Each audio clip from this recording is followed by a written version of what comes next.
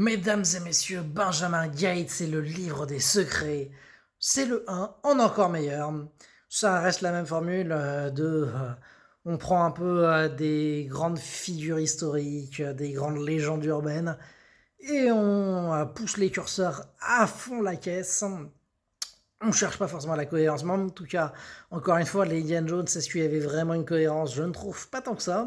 Un pendant pur divertissement, fun et dur, avec un Nicolas Cage qui est exactement là où on l'attend. C'est pas du pur cabotinage non plus, c'est du Nicolas Cage qui est là, qui fait son show. C'est drôle, c'est efficace. Puis j'aime bien comment ça tord le cou un peu.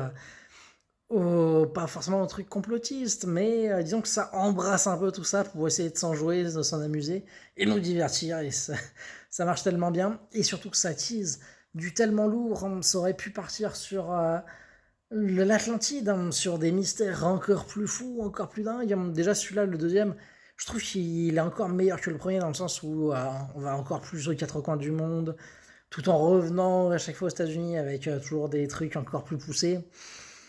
C'est trop bien, c'est trop bien, c'est... Voilà, pas prise de tête, on s'amuse, c'est trop fort. C'est juste trop fort, ils ont trouvé la formule ultime. Alors, je sais qu'ils ont fait une série télé, Disney+, je sais pas ce que ça vaut, parce que moi, s'il n'y a pas de Nicolas Cage, ça reprend pas le flambeau des films, et que ça n'a pas le budget, parce que c'était quand même des assez grosses productions, surtout le deuxième. Le premier, c'était quand même 150 millions de budget, le deuxième, 200 millions de budget, donc c'est pas n'importe quoi. Ou 100 et 150, enfin dans ces eaux-là, ça avec une belle augmentation derrière.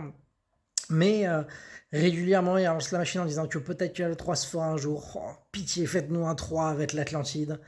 En plus, négocier, je reviens un peu en grâce. Enfin, on a l'impression qu'on dit ça tous les 10 ans. Et à chaque fois, il a faim et il fait 10 productions pourries. Mais non, je veux y croire. Croyons-y tous ensemble.